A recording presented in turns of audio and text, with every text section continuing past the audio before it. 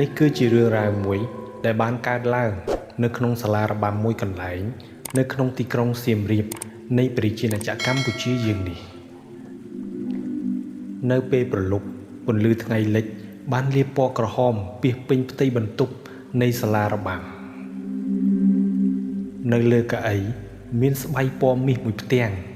ដែលបានបន្សល់ទុកពីការហាត់របស់សិស្សានុសិស្សនៅទីនោះប៉ុន្តែស្បៃនោះហាក់ដូចជាមានពន្លឺចែងចាំងខុសពីធម្មតាហើយបើគេក្រឡេកមើលទៅលើផ្ទៃជញ្ជាំងនៃសាលារបាំនោះមានរូបថតចាស់មួយជារូបអ្នករាំរបាំព្រាជទ្រព្យកាលពីអតីតកាលដែលកំពុងសម្លឹងមើលមកកាន់ក្នុងសាលបន្ទប់ទាំងមូល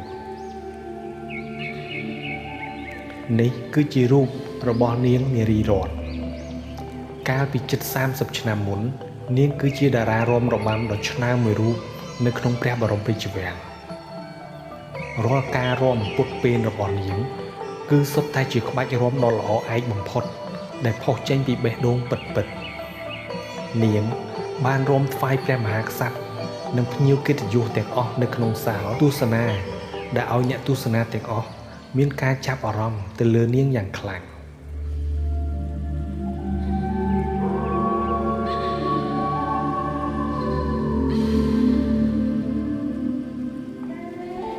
បន្ទាប់មក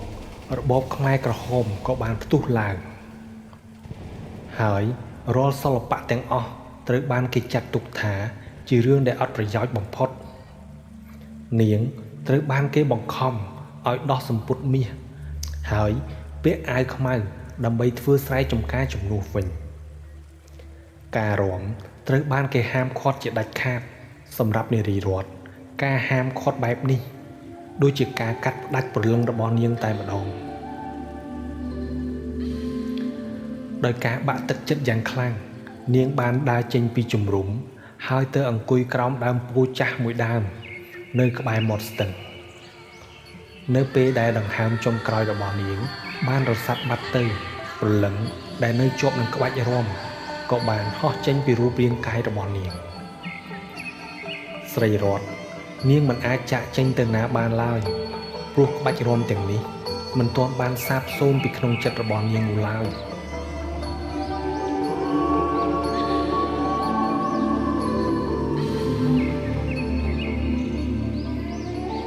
ពេលវេលាបានរំកិលបន្តិចម្ដងស្រូវនៅក្នុងស្រែប្រែពីពណ៌បៃតងទៅជាលឿងទុំហើយក៏ត្រូវបានគេធ្វើការច្រូតកាត់ទៅវិញភ្លៀងបានបង្អុរចុះយ៉ាងខ្លាំងហើយព្រះអាទិត្យនៃថ្ងៃថ្មីក៏បានរះឡើងវិញទន្ទឹមនឹងនេះរបបខ្មែរក្រហមក៏ត្រូវបានដួលរលំផងដែរប្រទេសជាតិទាំងមូលបានផ្លាស់ប្ដូរបន្តិចម្ដងភូមិក៏បានคล้ายទៅជាក្រុងប៉ុន្តែវិញ្ញាណរបស់នារីរតន៍នាងនៅតែឈរនៅក្រោមដើមពោធិ៍នោះជានិច្ចដែលរងចាំឱកាសណាមួយដើម្បីបានរាំសារជាថ្មីម្ដងទៀតជាច្រើនទសវត្សរ៍កន្លងផុតទៅសាលារបាំថ្មីមួយត្រូវបានគេសាងសង់ឡើងនៅក្បែរនឹងដើមពោធិ៍ចាស់មួយនោះហើយនៅព្រឹកថ្ងៃមួយមានក្មេងស្រីម្នាក់ឈ្មោះថាស្រីនាថនាងបានដើរយ៉ាងសប្បាយរីករាយមកកាន់សាលារបាំមួយនេះដោយនាងមានក្តីស្រមៃចង់ក្លាយជាអ្នករាំរបាំដ៏អស្ចារ្យមួយរូបដោយរូបសំណាក់ទេពអប្សរានៃប្រាសាទអង្គរវត្តយើងនេះ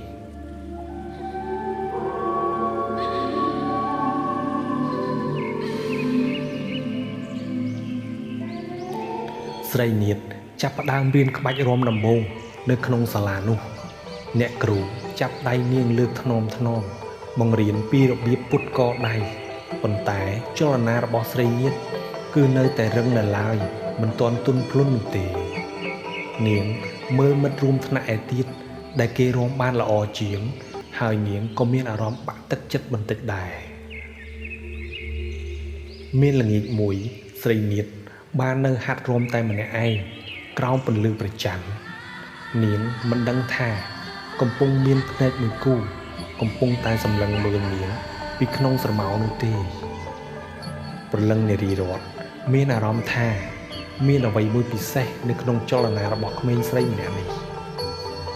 វាគឺជាក្របពូជនៃទេពកោសល្យដែលនាងអាចផ្ទេរសមត្ថភាពរបស់នាងឲ្យទៅកាន់ក្មេងតូចម្នាក់នេះបានយប់នោះស្រីនាថបានគេងសុបិនឃើញនាងយល់សពឃើញនារីរាំមួយរូបស្លៀកពាក់យ៉ាងដូចទេពអប្សរាកំពុងតែរារាំយ៉ាងស្រស់ស្អាតនៅពីលើនាង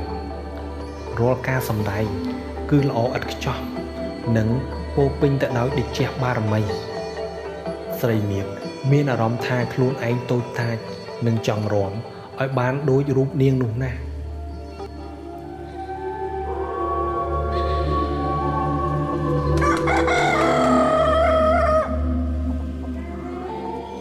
នៅពេលថ្ងៃ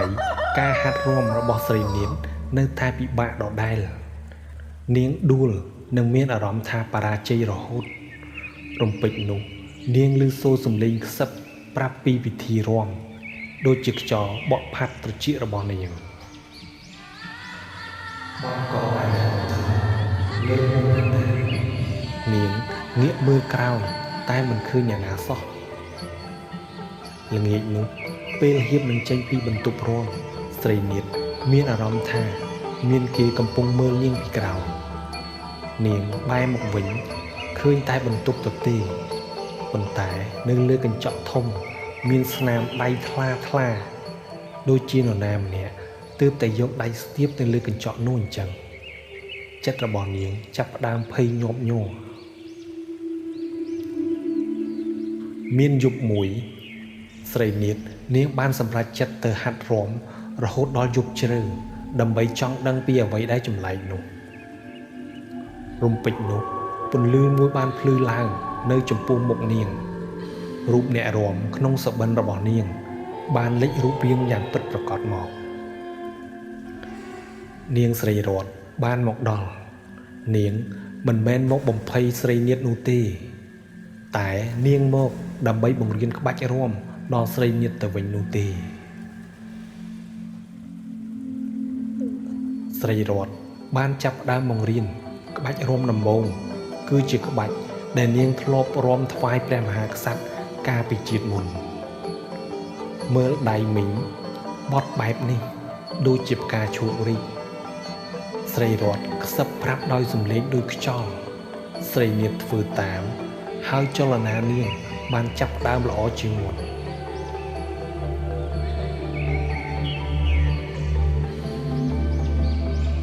ចាប់ពីយប់នោះមកស្រីនាថមិនអាចដេកលក់សុខស្រួលទៀតទេរាល់វេលាយប់ស្រីនាថនាងបានរងចាំតែដល់ពេលយប់ដើម្បីទៅជួបនឹងវិញ្ញាណរបស់នារីរតហើយដើម្បីបានរៀនក្បាច់រាំថ្មីនាងចង់បានការរាំដ៏ល្អឥតខ្ចោះនោះរហូតភ្លេចគេងភ្លេចញ៉ាំ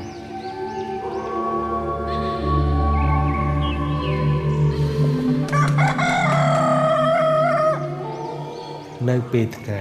នៅក្នុងសាលារៀនស្រីនាថរាំបានល្អជាងគេធ្វើឲ្យអ្នកគ្រូ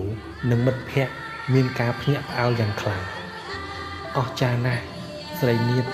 ឯងរាំដូចទេពអប្សរាអញ្ចឹងអ្នកគ្រូសរសើរប៉ុន្តែ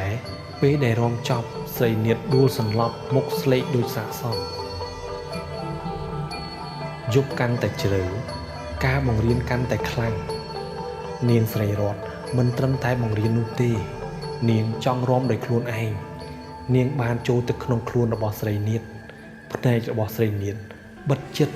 តែខ្លួនប្រាណរបស់នាងកំពុងតែរាំយ៉ាងអស្ចារ្យដូចជាទេពអប្សរាអញ្ចឹងក្រោយពីរាំចប់ស្រីនាថបានដួលសន្លប់ដកដង្ហើមមិនរួចនាងស្រីរតឈរមើលពីចម្ងាយដោយទឹកមុខព្រួយបារម្ភនិងពេញចិត្តជាខ្លាំងមានខ្សែពន្លឺភ្ជាប់រវាងពួកគេដែលកំពុងតែបឺតយកកម្លាំងថាមពលពីស្រីនាថទៅឲ្យនាងស្រីរតវិញសុខភាពរបស់ស្រីនាថកាន់តែធ្លាក់ទន់ខ្សោយបន្តិចម្ដងនាងញ៉ាំបាយមិនសូវបានដៃរបស់នាងញាប់ញ័ររហូតម្ដាយនាងចាប់ផ្ដើមព្រួយបារម្ភជាខ្លាំងកូនឈឺអ្វីស្រីនាថម៉ែយកកូនទៅជួបគ្រូពេទ្យបានទេតែស្រីនាថគ្រាន់តែក្រវីក្បាលហើយនិយាយថាមិនអីទេម៉ែ អ្នកគ្រូក៏កត់សម្គាល់ឃើញដែរថាស្រីនាថមានរូបរាងកាយស្គមស្គាំងនិងមានភាពនឿយហត់ជាខ្លាំងស្រីនាថកូនឯងត្រូវសម្រាកឲ្យបានច្រើនណាកូនកុំហាត់រាំខ្លាំងពេកស្រីនាថគ្រាន់តែងក់ក្បាលទទួលតែក្នុងចិត្តរបស់នាងដឹងថាបញ្ហាមិនមែនមកពីការហាត់រាំនៅពេលថ្ងៃនេះនោះទេព្រលឹងរបស់នាងស្រីរតកាន់តែទាញយកធម៌ពលរបស់ស្រីនាថកាន់តែខ្លាំងឡើងហើយកាន់តែស្រេកឃ្លានការរាំជារៀងរាល់យប់នៅពេលដែលស្រីនាថមកយឺតនាងមានអារម្មណ៍ថាដូចជាឆេះឈួលក្នុងចិត្តនាងលែងគ្រាន់តែចង់បង្រៀនទៀតហើយនាងត្រូវការរាំនាងត្រូវការរូបកាយនោះធ្វើជារូបនាងតែម្ដង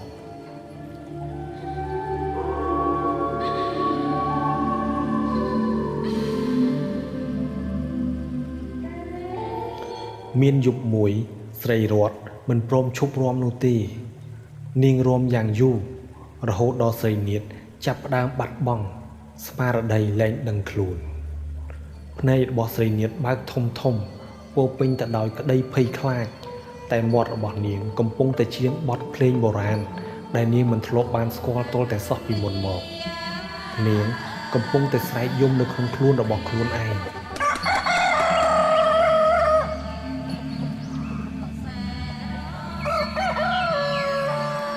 ព្រឹកព្រលឹមថ្ងៃមួយមិត្តភ័ក្តិរបស់ស្រីនាថបានមកដល់សាលាឃើញស្រីនាថដួលសន្លប់នៅមាត់ទ្វារមុខរបស់នាងស្លេកដូចក្រដាសមានឈាមហូរចេញពីច្រមុះដៃរបស់នាងមានស្នាមជាំនឹងបែកឈាមជីវិតរបស់នាងកំពុងតែរសាត់ទៅហើយនាងស្រីរតមើលពីក្នុងបន្ទប់ឃើញស្រីនាថកំពុងដួលនាងមើលដៃខ្លួនឯងដែលកាន់តែរឹងមាំនិងភ្លឺថ្លាខណៈដែលស្រីនាថនាងកាន់តែស្លេកស្លាំងស្រាប់តែនាងយល់នាងមិនមែនគ្រាន់តែបង្រៀនទេនាងកំពុងតែបឺតយកជីវិតរបស់ក្មេងស្រីម្នាក់នេះហើយអត់ទេមីងមិនចង់ធ្វើបាបកូនទេនាងខ្សឹបដោយសំឡេងញ័រនៅក្នុងការចងចាំដ៏ឈឺចាប់របស់នារីរតរូបភាពមួយទៀតបានលេចឡើងភ្លាមមិនមែននាងទៅក្រោមដើមពោធិ៍តែម្នាក់ឯងនោះទេមានទាហានខ្មែរក្រហមទៅតាមនាងដែរគេបានចាប់នាងគេគំរាមនាងហើយបានសម្លាប់នាងវាមិនមែនជាការធ្វើអត្តឃាតនោះទេតែវាគឺជាឃាតកម្មកំហឹងដែលនារីរតធ្លាប់តែសង្កត់ក្នុងចិត្តអស់ជាច្រើនទសវត្សរ៍មកហើយនោះបានផ្ទុះឡើងយ៉ាងខ្លាំងនាងមើលស្នាមនៅលើដៃខ្លួនឯងជាស្នាមដែលគេទុកឲ្យនាងកាលពីយប់នោះពេលនោះនាងមិនគ្រាន់តែជាព្រលឹងដែលសោកសៅទៀតទេនាងគឺជាព្រលឹងដែលមានកំហឹងចងអាឃាតច្រើនឆ្នាំក្រោយមកឃាតករនោះបានក្លាយមកជាអ្នកលក់ដូរតូចតាចម្នាក់នៅក្នុងផ្សារធំថ្មីប៉ុន្តែនាងស្រីរតមិនដែលភ្លេចមុខគេនិងស្នាមនៅលើដៃរបស់នាងនោះឡើយយប់នោះនាងបានធំក្លិនអំពើអាក្រក់ចាស់របស់គេហើយក៏បានតាមគេមកដល់ទីនោះភ្លាមរាត្រីនេះនាងស្រីរតលែងជាអ្នករាំទៀតហើយនាងគឺជាអ្នកប្រមាញ់ឃាតករវិញម្ដងនាងឈរនៅកណ្ដាលផ្សារដ៏ងងឹតដោយពន្លឺក្រហមឆ្អិនឆ្អៅបានព័ទ្ធជុំវិញខ្លួននាងឯងរត់ទៅណាមិនរួចទេនាងស្រែកហើយចាប់ផ្ដើមដើរតាមគេបរិះចំណាស់នោះភ័យស្លន់ស្លោហើយរត់គេចភ្លាមតែផ្សារដ៏ធំនេះបានคล้ายទៅជារូងភ្នំដ៏អាថ៌កំបាំងគេរត់បែកញើសជោគជាំតែមិនអាចរកផ្លូវឃើញសោះរាល់ពេលវេលាដែលគេបែរក្រោយគេឃើញរូបស្រមោលក្រហមឆ្អៅឈរមើលគេពីចម្ងាយដោយមិនបានដេញតាមអ្វីឡើយទីបំផុតគេដួលលែងមានកម្លាំងរត់តទៅទៀតនាងស្រីរតចាប់ផ្ដើមរាំនៅចំពោះមុខគេប៉ុន្តែនេះមិនមែនជាការរាំដ៏ទន់ភ្លន់នោះទេតែនេះគឺជារបាំនៃការផ្ដន់ទាទោសចំពោះអ្វីដែលគេបានធ្វើដាក់នាងរាល់កាយវិការរបស់នាងគឺជាបណ្ដាសាដែលដាក់ទៅលើបរិះនោះជារៀងរហូត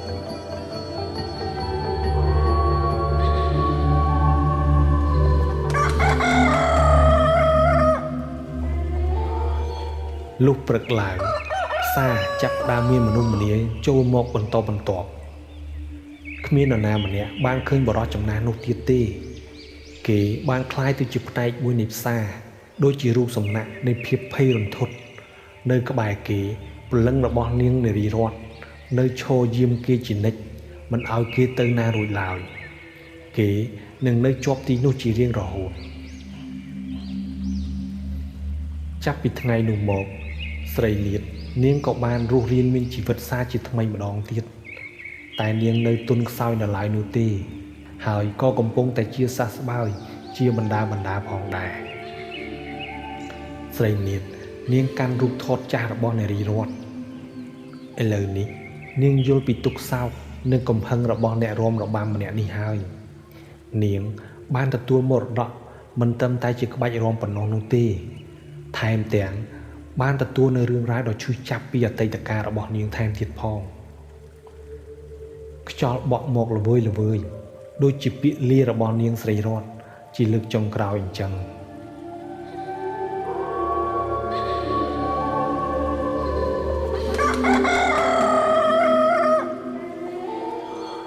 សប្តាហ៍ថ្ងៃនេះគេថាសាលារបាំនោះពេលខ្លះអ្នករាំវ័យក្មេងៗនៅតែលឺសូរសម្រាប់ជើងរាំនៅពេលវេលាយប់ជ្រៅប៉ុន្តែវាមិនមែនជារឿងដ៏គួរឲ្យខ្លាចនោះទេគេថាវាជាព្រលឹងរបស់អ្នករាំចំនួនចាស់ដែលនៅចាំយាមការពារសិល្បៈនិងបន្តរាំជាមួយពួកគេដរាបណាក្បាច់រាំខ្មែរនៅតែមានវត្តមាននៅឡើយនោះហើយរឿងរបស់នាងស្រីរតន៍និងរឿងរបស់នាងស្រីលាតបានក្លាយជារឿងព្រេងថ្មីមួយទៀតរបស់ទីក្រុងសៀមរាបយើងនេះ